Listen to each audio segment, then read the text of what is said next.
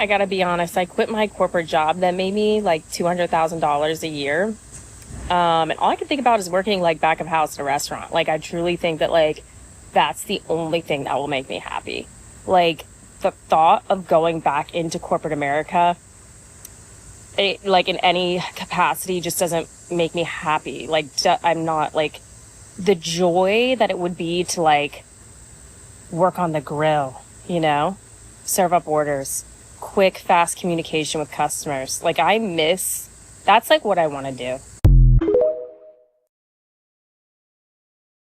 I'm a 25-year-old girl from a small town on Long Island, and I recently quit my corporate job to travel the world full time and chase my actual dreams. I'm gonna be honest with you, everyone thinks I'm kind of crazy, and I would tell them that they're right. Not only do people think I'm kind of crazy, but I also think that they maybe think that I kind of have it figured out. Like I kind of know what I'm doing, and I also don't know what the hell I'm doing. And everyone asks me like all the time, like, how did you do it? How did you make that jump? How are you brave enough to do it? How did you do it alone?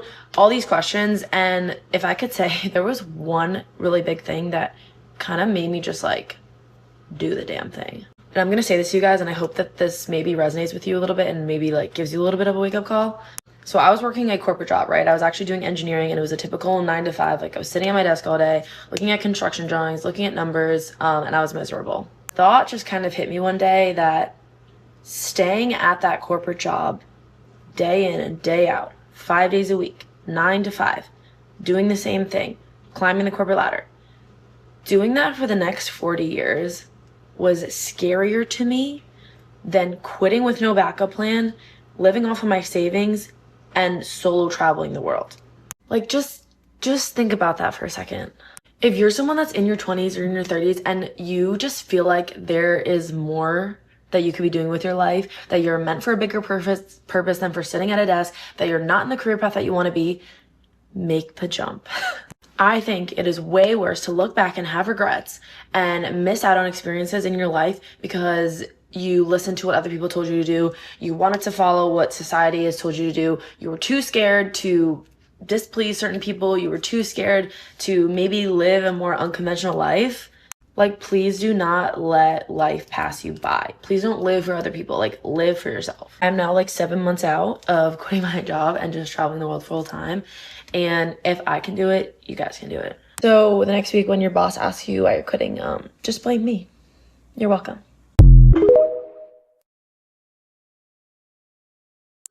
I saw that Intel made a recent announcement that they were doing a RIF, a reduction in force, of about 20% of its workforce. Its workforce is 109,000 people, in-person staff. So that is roughly 21,000 jobs. I also saw that UPS plans to cut about 20,000 employees. I know this is kind of old news, but that's going to be one of the largest in U.S. history. So then I decided to hop over to the U.S. Bureau of Labor Statistics to see where we're standing so far this year.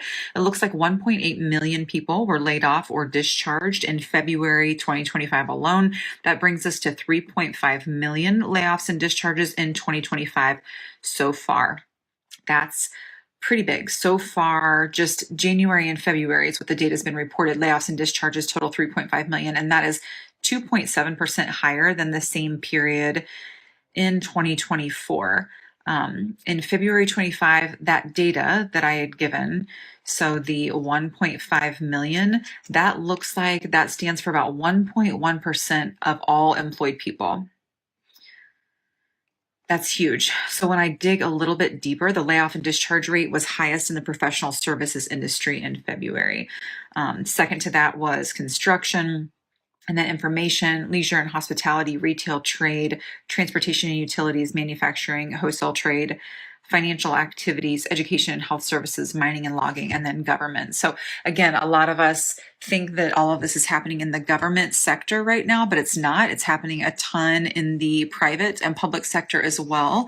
And so just something to think about. And if you're an employer and you're thinking about doing this, I come alongside organizations and help them determine who should be RIFed and at what frequency, and make sure that it's set up appropriately so that you're legally protected and then employees that are impacted are taken care of. So reach out. I've got an HR firm, Salt and Light Advisors, and we're happy to help. It was kind of like, wow, we declined other jobs to go here. And it was kind of It was upsetting. It was disappointing. And to see everybody out there in tears, like they have families. For decades, the Emporia plywood plant has been a staple here, employing generations of local families. Now it's gone. A lot of managers move their families down here from miles away, and it costs thousands of dollars to move people to travel. LaShonda Hinton was responsible for final product inspections on the line.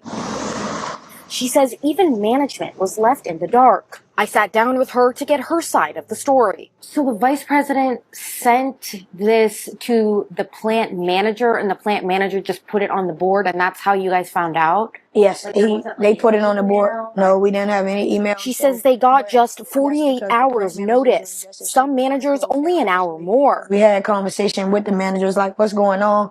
They was out of it too, as if they didn't know anything. Georgia Pacific claiming the decision came down to, quote, housing affordability challenges, a 30-year low in existing home sales, and that they're reducing production to match demand. But employees tell us a different story. I got to pay bills. I got to pay child support. I got to go to court next week. What I'm supposed to do? We let the employees know at our Emporia, Virginia plywood mill that we are ceasing operations as of today. I've worked here 3.5 years. It's very unsettling. It's very unsettling. Because I have 5 young kids at home. It's very heartfelt because I feel bad for City of Emporia. I really do, because it's going to crush Emporia. It's going to cripple this town. You just lost Boy's Head, you lost GP. Ain't going to be nothing left here. This a loss for me. And then they shut down Boys Head. I was just about to start at Boys Head. They shut Boys Head down. Now they done shut this place down. What jobs do we have in Emporia? We want to get these people placed in new jobs as soon as possible. It's very tough for the Emporia area with the Boar's Head plant a while back, and now Georgia Pacific, but we're committed to trying to find those people jobs in and around that area and work to bring companies into that area to pick up some of that job. Mass General Brigham has laid off hundreds of employees, with a second wave of layoffs expected any day now. And this is super important because they're not only the state's largest healthcare system, but also the state's largest employer. Hi, I'm Penny Commit. Here's the Boston Tea. It's Tuesday, February 11th. So this all comes after the hospital system announced a budget shortfall of $250 million. Mass General Brigham employs over 82,000 people across several hospitals, and they say they're not laying off any clinical or patient-facing positions. Sources tell WBZ that they're starting with a redundancy in middle administrative roles, but nurses we spoke with say this will still cause a trickle-down effect. They're still going to be left doing more work, and work that's not really their responsibility, or shouldn't be. We're told that Brigham and Women's and Mass General Hospital are taking the bulk of these cuts, and that those people that are being laid off are being offered severance packages. Now, you may remember another reason this is a big deal is because over the summer, 2 hospitals closed, the Neshoba Valley Medical Center and Kearney Hospital in Dorchester. The nurses at MGB said that they've had to kind of take on all of those patients. They're already stretched thin. Now they're going to have to take on an even bigger workload. One nurse told us, quote, I walk through the emergency room and it's wall-to-wall people. She also says, we're getting calls all throughout the state, so it is a shocker to me that they're reporting a loss or even an impending loss. The hospital system did respond with a quote. I'll read you part of it. They pretty much defended their decision and then said, the steps we are taking now to evolve our organization will play a critical role in ensuring that Mass General Brigham continues to lead, innovate, and transform the future of healthcare for the benefit of everyone. And of course, this opens up a broader question. What is the state of healthcare, not only in Massachusetts, but across the country? Why is it so fragile? A lot of experts tell us that the healthcare industry is in for a reckoning. Again, a second round of layoffs expected any day. We're not sure how many people or what positions, but we'll keep you posted at WBZ.com. So I just took all 3 of my children to their dentist appointments, right? And we were, you know how when you're coming out of the dental office, they go to set up the next appointment. And as they're setting up the next appointment, it hits me that I got rifted from my government job. So their next appointment is in November. And I don't know if I'm going to have health insurance. When I say this whole process has been crazy, I mean that from the bottom of my heart. Like, I've been trying to keep my head up about it. I've been trying not to worry. I've been praying. I've been applying. I've been doing everything that I could possibly do. But to be hit with that reality that I really don't know what's about to happen with this next phase of my life. And I've been working for the government for 14 years. 14 years of public service to an agency who let me go on April 1st. And they don't give a fuck about my family, our health insurance, my bills. I wasn't let go because I wasn't good at my job. I was actually praised recently and was given a very high rating on my PMAPs. For those who are not government, the PMAPs is like your quarterly check-ins or whatever. I got very high ratings on those. So I I don't know what happens next, you guys. I don't know what happens next. I don't know how else to say this, so I'm just going to say it. But if you feel like you've become ugly, like not only physically, but also internally, just ugly because of your job, more often than not, it probably is because of your job and it's time for you to quit. I'm not saying to take this as your sign to quit your job, okay? I am just a stranger on the internet, so don't blame anything on me. But what I will say is, if one day you're standing in front of the mirror and you're like, I don't recognize this ugly ass person, your skin is a mess, your health is a mess, you've gained weight, you're depressed, you're sad, you're always irritable, you never want to be around your friends, you can't meet your basic needs, and you're just like feeling so off and like your spark is gone, your personality is gone, you're a shell of a human, chances are it's because you're so unhappy at your job or your job is sucking the life out of you and it's time to either quit or quit and find something else. If your job is draining your soul, but the job market feels like Squid Games, should you quit or stick it out a little bit longer? Okay, let's be honest. Quitting your job has never been more romanticized than in this 2025. Some of y'all are one PTO denial away from putting in that 2 weeks. And I support your dreams, and I also support my expenses. And sometimes sticking it out is a strategy, and then sometimes leaving is the best thing you can do for yourself. But how do we decide? Here's what I ask myself. Is the job draining you or stretching you? Does going to work make you anxious, or are you uncomfortable because you're growing? And if you quit today, how would you take care of the expenses? And the truth is, not everyone is as fortunate to leave immediately. But at the end of the day, you have to make the decision that's best for you, mentally, physically, spiritually. So forget what it might look like to outsiders. This is about you. So whichever one you choose, commit. You got this, girl. I am about to quit my job. I can't believe I'm doing this, but I think it's been a long time coming. And yeah, this might be the biggest mistake I ever make in my career or the best decision. I don't really know yet, but we shall see. Here goes. Hey, Ashley, how are you? Good, how are you? Doing all right. I spent some time this weekend talking to my husband about, what I want to do long term. I think I've finally arrived at the decision that I think I need to step away from this role and transition into something that just better aligns with my long-term goals. Yep. I just want to be clear that this decision wasn't made lightly. I think it took some months to get here, but I think mapping out like my personal goals and what I desire from a career and like personal fulfillment, I think it's less sales related and more like communications, marketing type of work. So I just wanted to let you know that in person, or not in person, but over a call instead of just emailing you. I'm so, I'm excited for you, Ashley. I really am. I guess the question I would say, or I would ask is how can I help? I think what would make the most sense is me giving my 2 weeks notice. Maybe I can drum up some conversations, but I'm also happy with just walking away and just taking some time to be with my family. I don't want to rush into something just because, I'm looking for something new. I want to be thoughtful about my next decision. So I kind of feel like I'm at the end of the road. I want you to be successful, Ashley, wherever it is. Okay, will do. I'll definitely be in touch. Thanks, Ashley. Thank you. All right, bye. See you. Bye. It's over. Yeah, it feels a little surreal. I'm kind of having like an outer body experience. I've been wrestling with this decision probably since back in September of last year.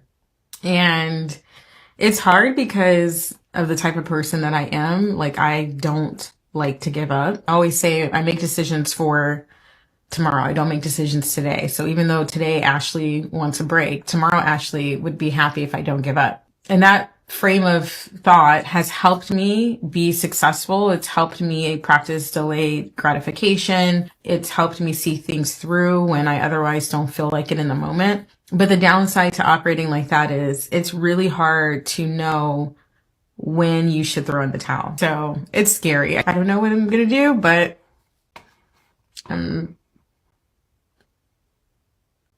I'm glad that I had courage. So I just quit my job at Chick-fil-A. Let's talk about why I quit. So first of all, I quit because the girls there are like so freaking rude. I also quit because I had called off one day. I called off because like I just needed some time to myself. You know what I mean? And the next day they had brought me into a little conference and they were like, someone reported your TikTok and you were posting on TikTok and you called off, da-da-da-da. So I asked them, I'm like, is there a rule that says that you can't post on TikTok when you call off from a job? And then on top of that, why are people searching me up on TikTok? Why are people investigating on me? Why are y'all playing secret agent? I go through jobs like this. If I don't like it there, I'm going to quit. That's one thing about me. Like, for example, I was a server back in like January. There was a white girl saying there. I went to my black manager and he said that he's not firing her because she's one of the best servers. Quit. And then at my Starbucks job, I only quit because of the distance. It was way too far. Oh my gosh, do you guys want to see the message that I sent my manager? I'm going to show you guys. I said, good afternoon. I wanted to inform you that I've decided to resign effective today. I'll return my uniform later this week when I find the time in my schedule to do so. This decision comes due to some concerns, including being informed that someone reported my personal TikTok to HR, which I found to be very invasive and very inappropriate. I believe I should be able to post on my own social media outside of work and out of my uniform without it affecting my job. Additionally, I haven't felt comfortable with the overall work environment and interactions with some of my coworkers, and I feel it is best for me to move on. Thank you for the opportunity, and I appreciate your understanding. It's definitely a face mask day for sure. Definitely just got a little bit on my bonnet, but it's whatever. Oh, by the way, this is bleach. My sweatshirt is not dirty, I promise. I will see you guys next time. I hope you enjoyed my lore or whatever. Bye. Love you. So I quit my job because I can't take care of my basic needs and work 40 hours a week. It's really hard for me to say this out loud and put it online, but I know that I'm not the only one who is going through this. I'm 28 years old and I forget to do simple things like brush my teeth, take a shower, or feed myself on a daily basis. I do want to make it super clear, I was raised by two very strict, very neat West Indians, and if you also have immigrant parents, you know they take hygiene to another level. But despite my upbringing, I still struggle with this because I'm autistic. I've almost been fired from every job that I've ever had, and it's not because I'm not smart. I actually tend to overperform in the beginning. In my last two jobs, I got bonuses within a year of being there, but after some time, I inevitably burnt out. I'll wake up one day and I realize I haven't taken a shower in 3 weeks. It's really frustrating because I know that I am smart, but it's like I still can't manage to take care of myself despite having accomplished a lot of really amazing things in life. Like, it's not just a matter of trying harder or being more disciplined. If I could take care of my basic needs and work a full-time job, I would have fucking done that by now and then some. It's just I'm not helping myself by not recognizing my autism as a disability, and it is truly disabling for me. And it's honestly like a form of self-sabotage and harm to be putting so much energy into building up these executive functioning skills at work and have nothing left to give myself. It's like I would literally wake up at 5 a.m., pace back and forth in the hallway, start work at 7, finish at 6, eat, sleep for dinner, and then crawl into bed at 8. Like, I definitely feel insane leaving a good gig like at the verge of a recession, but I feel like I've gotten to the point where my professional life has come at a cost of my personal life, and if I don't stop and pause, I'm not gonna have either. Like, if I want to actually become the person that I want to be in my 30s and 40s and actually get there in one piece, taking care of myself has to become my full-time job. Like, it's not lost on me that I'm putting myself in the driver's seat and I don't even have my fucking license. But I digress. I don't know. I just know that I wasn't born to raise shareholder value. I actually want to live my life, and I need to learn how to be a person in order to do that. So, yeah, love that for me. Oh my God. I quit my job 2 months ago because I just didn't want to fucking go, period. I wrote a letter of resignation on a fucking Word doc and I slacked it to my manager and I said, I'm leaving. He was begging me, being like, oh, technically, like, you have to stay, you gotta give us 2 months notice. I was like, 2 months? You're lucky if I gave you fucking 2 weeks. I gave you 2 hours, babe. I'm leaving now. And we were just going back and forth, being like, please, like, what can we do? And I'm just like, I don't want to work. I don't want to come. My back hurts. I'm lazy. I want to make TikToks. I'm gonna make more money doing TikTok than I am at this fucking lounge. So yeah, I left. And y'all are gonna be like, oh, you don't know real struggle. You don't know real struggle. Thank God. Do you see where I am right now, bitch? I really don't give a fuck. I like chilling and being on my phone. Oh, you're mad. Oh, you're mad. I don't care. I made $7,200 in 2 months making 1-minute videos on this motherfucking application. These corporations will fire you in 1 day and leave you with nothing. If you want to leave, leave, babe. Like... Looking for jobs in 2025 has got to be the most humbling experience. Bro, I've been trying to find jobs for ages, yeah? Like full-time jobs, entry-level jobs, grad scheme jobs, just trying to get some experience under my hand, get a few, dollar, sweet money. But no one's hiring. So if you're looking for a job right now, the job market in the UK is absolutely cooked. Many IMGs right now are struggling to find any jobs at all. I'm doing all of this. I'm rewriting cover letters like specific to your jobs. I'm changing my CV specific to your job role. And you don't even have the decency to respond to my application. Not even a rejection email, just pure ghosted. Looking for jobs in 2025 has got to be the most humbling experience. Now, I'm actually currently looking for work. I've been looking for work for a while.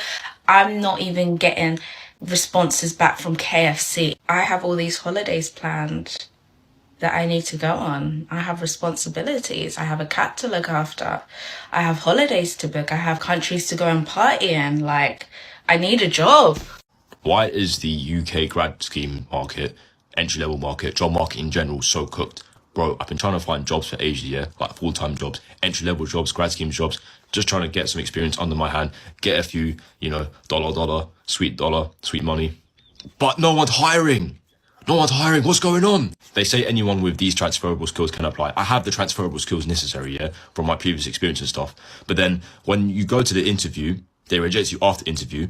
It's so cooked. It's genuinely so cooked. And then if I go back and do a master's, yeah, and then I graduate with a master's and then apply for the same types of roles with a master's, they're just going to say I'm overqualified. So it's a lose-lose situation. What's going on? What is genuinely going on? But then to apply for an internship, you need experience. But then to get experience, you need to have like 5 years level of PhD worth of intellect, which no one has. I'm actually so done with the job market. Obviously, I'm going to carry on and continue applying, but it's just forced me to pursue my passions. Passions being TikTok money and tutoring, which isn't stable. I just want a 9-to-5. Like, I've genuinely given up trying to be rich. I just want a 9-to-5 with a decent 30k salary. Bro, give me anything. I don't care. As long as it's halal money. UK recruiters highlight the toughest conditions of the job market since COVID. So if you're looking for a job right now, the job market in the UK is absolutely cooked. And it doesn't matter if you're a really senior level all the way down to entry level. Everybody is at risk. So these are 3 things that I would do to make sure I have a secure spot going into this recession. And this applies to all levels. Number 1, if you're making job applications online like LinkedIn, Indeed and Glassdoor, this is the wrong way to do a job search. That is outbound. What you need to be doing is inbound. What that means is building an amazing personal brand that gets noticed in the right circle of people and network. So you will be known for the person with XYZ skill set within a circle of people that are hiring. Which then leads on to point number 2, how to build that network. Don't just message people on LinkedIn superficially, and networking events, forget about them. Every single professional contact I've made, whether it's in business or in my career, it's been down to accidentally meeting people. That's through common hobbies, bumping into them into coffee shops and introducing myself. It's when people have a low guard so you can start introducing yourself and they're more open to talk to you. Then arranging a few meetups along the way to build and nurture that relationship. Which then leads into number 3, which is personal branding. You need to be known and remembered by people that are going to be hiring because you do not want to be in the forefront of this. Identifying your personal brand is the hardest thing to do, but effectively what it entails is how you communicate to other people about what you do and what you stand for. Then it's the art of applying that on your LinkedIn, your CV, even when it comes to like networking and introducing yourself to people, and also in interviews when they ask you, tell me about yourself. The goal is you need to be remembered for something rather than just be another candidate. And if you combine your personal brand and your network, you will not have to worry about things like this, whereas 99% of the people will, because they're making job applications and they're not leveraging their personal brand. Now, if you want to learn how to build an amazing personal brand for your career, comment below personal brand and I will send you a link to a bunch of resources that's going to help you do that yourself. This is a note that if you are looking for a job, the market is shit and it's not just you. It's not just me, it's not just you, it's not anyone else I've been speaking to. The market is terrible and we just need to keep going. We'll get there, we'll have a hot girl summer and we will be able to buy coffees without feeling guilty about it soon. Fingers crossed. We're approaching the end of May and I'm still unemployed. In the past month alone, since April, I put in about maybe 400 applications across many different sites for many different roles. I finished my master's degree last month. I've not received an invitation for one interview since then. I've applied for so many entry-level roles, retail roles, sales roles, recruitment consultants, tailored my CV for every single one of these roles. I have not received one invitation for an interview yet. Honestly, I just give up with the whole thing. Like, I honestly do not care anymore. The job market is absolutely cooked. In the UK, it's done. How am I supposed to get a job when all of these jobs want previous experience? But how am I supposed to get the experience if none of these jobs will hire me unless I have the flipping experience? Where do you want me to get the experience from if you're not going to hire me unless I already have the experience? How am I supposed to get the experience? Tell me now, please. I'm meant to put it up my ass. Where am I meant to get it from? Tell me. Look, I'm sorry, yeah, but you're not urgently hiring if I'm out here begging on my knees, begging you to hire me and you still won't hire me. If you were really in urgent need of an employee, you'd take me, perfect, pristine employee. So don't lie again. All you people that have had your first jobs, please, I'm begging you, tell me how. Because how did you get in with no experience? Nepotism is nepotism. You planted. It's nepotism. Do you know what I mean? I'm sorry, guys. I've lost my flipping marble. Do you know how many jobs I've applied to, right? Holy it's happening. Today's the day that I'm actually quitting my job, my 6-figure job, and I'm not making any other income any other way. But I'm quitting my job because, like, my freaking gut is telling me. And last time my gut told me something, I was at West Point. I was in the military and I was just like, it was screaming at me. It was like, you need to leave. And it was so scary because I had no plan, but I trusted my gut and I did it anyways. And now I'm living literally like such an amazing life. And I'm really scared to quit my job. Like, what do you mean? Like, what do you mean? But like, I know if I trust myself, I'm just gonna have an even better life. I know that. Wish me luck. I'm about to quit my job right now. This is your sign to quit your job and not put your 2 weeks, because they could replace you like this. They could replace you tomorrow, next week. So quit the job. They literally don't care. I'm about to drop off my uniform and quit right now, and I'm so nervous, guys. I'm literally outside. I'm literally about to quit, and I'm so nervous right now. Some things happened, and I think the best decision is to quit. Guys, I don't know what to do. I'm so nervous. I'm like breathing in and out. I'm gonna be okay. Nervous. I'm literally about to quit my job right now. Holy crap. Holy crap, I quit and I'm literally shaking. I left my hydro flask in there, so before I quit, I was like, I need my hydro flask. And then I just gave them my uniform. So yeah, I just quit. Now I'm gonna job search because I want to have a fun summer. I don't want to have a broke summer. I'm literally still shaking. I can't believe I did that. They're probably gonna replace me like yesterday. They're probably gonna replace me next weekend. Like, it doesn't matter. If you gotta do what you gotta do, it's okay. I literally can't believe I quit. I cannot believe I quit right now. I'm gonna process it for a minute, but damn. I think it's time for me to quit my job. Surprisingly, it's not for the reason that I would have thought it would have been.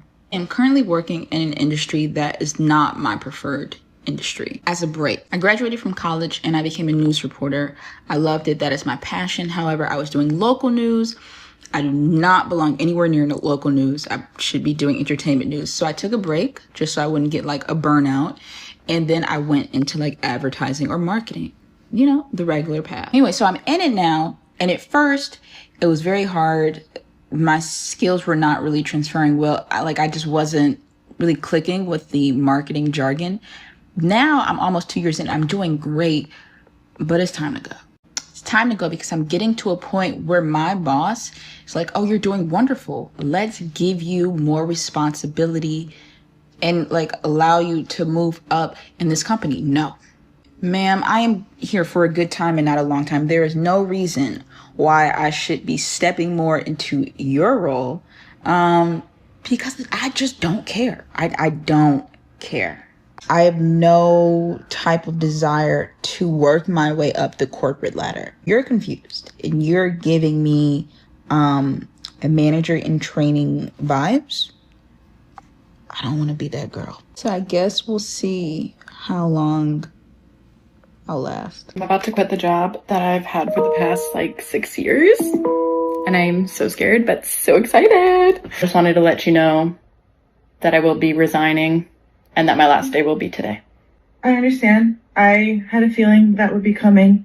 I cannot wait to see where you end up next. I see you on LinkedIn. I know you're doing good things. I think that's honestly is the best decision. And I know that it really put a strain on us too, and that's killed me. And I truly have appreciated you as a manager. The end of it was not fun. It was not your fault though. It was just what I needed to get out. And it helped me learn as a manager too. I had a feeling that was coming when you changed our one-on-one time. I figured. But all right, thank you. Throw up. I haven't eaten anything all day. I don't know why I have so much anxiety. I'm just telling them. I'm so nervous. What do I say? I don't have a speech ready. Hello. How are you? Good, how are you? Good. So there was something that I wanted to talk to you about. Okay. I was gonna put in my 2 weeks. Okay. It's literally has nothing to do with this company. I think you know that I've just been going through a lot recently with my friend passing, and I think it just kind of put things into perspective for me, and I just wanted to take time off and go travel and just not, I guess, think about work right now. And it's not like I'm leaving for another job. I don't even have another job lined up. Okay. Yeah. I very much understand. I have never gone through this before. I couldn't come here and just be like, hey, give me, a couple months off to go travel. Absolutely. Absolutely. I have seen lots of people who leave and come back.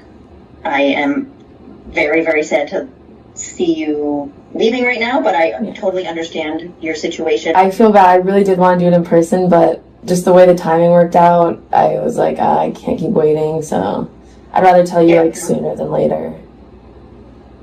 Quit your job, take that leap of faith, quit your job with no backup plan, quit your job, chase your dreams, quit your job, leave the country, quit your job. I made a video some months ago and I said I was going to quit my job to write a series that I've been wanting to write, and I was going to quit my job and take the leap of faith, which I did. I did actually do that, but then a bitch went broke.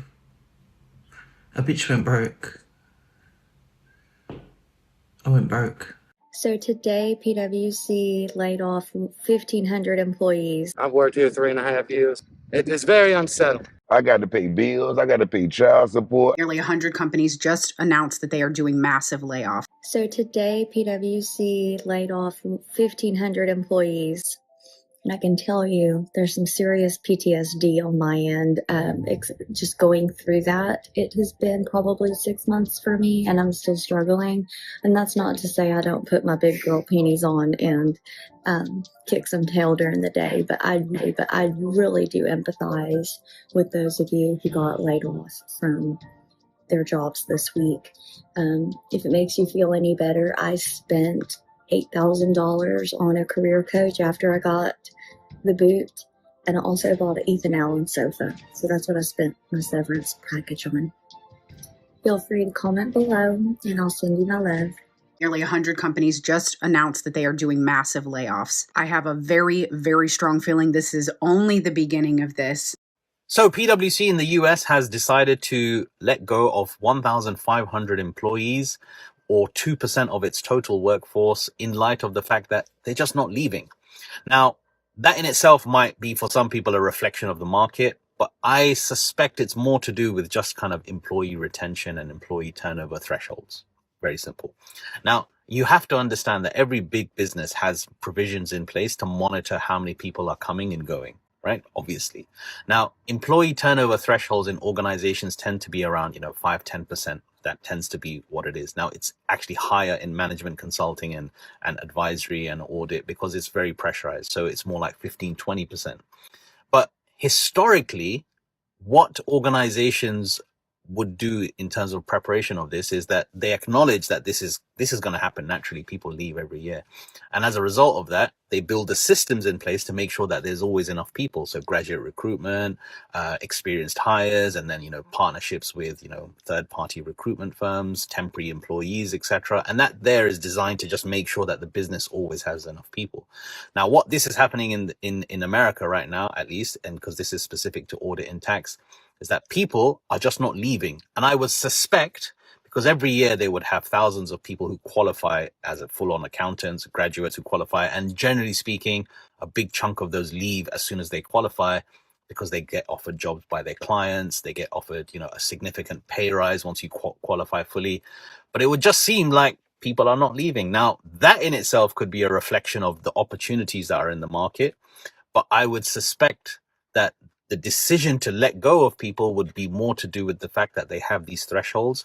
And then when people qualify, even internally within PwC, that their salaries would increase. So it's easier to let go of them whilst we're recruiting new ones. And you know what I'm saying? So that cycle then continues. So this would be, I would suspect, more of an internal decision rather than a market decision, just ensuring that, the business has sufficient resource, but it's willing to invest more money in developing cheaper resource into more expensive resource rather than keeping more expensive resource and then stopping graduate recruitment, for example.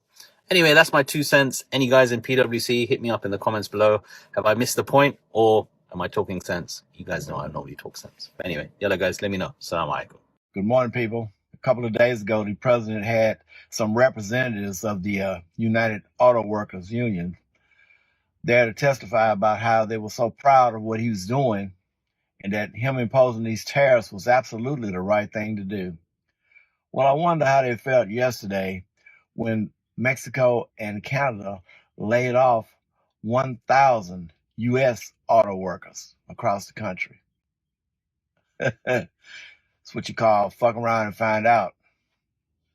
The way that things have been going lately, I have a feeling this is going to be like record-breaking data, even within just the next few months. So Joann's was one, but that's not a surprise because they're closing all of their stores. Walgreens, Intel, FedEx, Neiman Marcus, John Deere, Macy's. Macy's just closed 66 stores, but they're looking to close at least 150 this year. Saw something else about Forever 21 closing their corporate headquarters and laying off hundreds and hundreds of people. Estee Lauder, Starbucks, Kohl's, Walmart all have layoffs in the works. And as we have noticed, the theme of this year is if this doesn't directly affect me, then I don't care. Just because maybe this is not you being laid off, this kind of thing tends to have a snowball effect. So while these companies are laying off people, those people have less spending power. 100 companies laying off hundreds of employees is a lot of money that's not going to be being spent in the economy. If I listed one of your companies, or if you guys are panicking, if you feel like your job might be affected by any of this or the snowball effect that is likely going to come from this, one of the things that I tell everybody to always do, because the job market is so different than the way that it used to be, a lot of the traditional advice doesn't work anymore, is go into your contacts in your phone,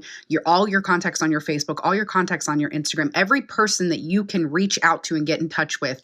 Humble yourself, send out a message to them, a personal message, something a little heartfelt. Just let them know that you are looking for work, you're looking for anything, you're looking for something to put bread on the table and pay the bills. Most people that I know that have gotten a job within the last couple years that have been looking for a job for quite some time, 6 months plus to a year, 2 years, they got jobs because of somebody that they know. I'm telling you guys, use this tactic. It absolutely works. And also, don't sit and wait. Start getting your resume out there. Start applying for jobs, because if this comes for you, you want to be ready.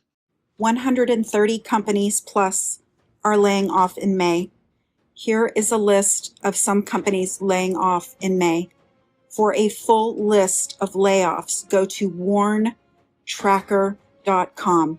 Companies are required to give a 90-day notice. If you are not preparing for the ultimate recession, please do so. Here is a list of the companies.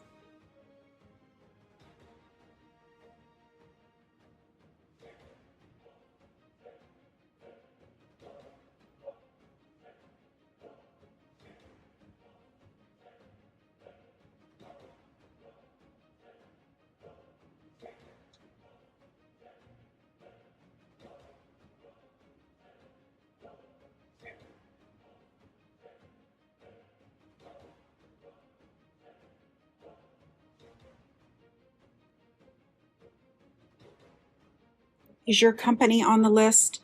Drop your comments here. If you go to Warren Tracker and your company was not on this list, please drop it in the comments. Follow for all things personal finance.